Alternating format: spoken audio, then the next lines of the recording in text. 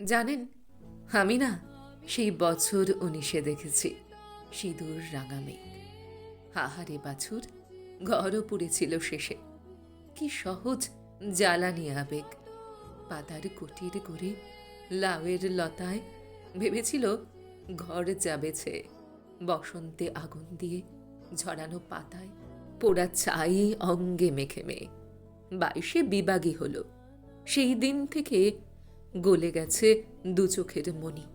জানি না ও পোড়া চোখে তাকিয়েছে কে কে। তুমিও তো সেভাবে দেখনি যেভাবে দেখেছি আমি।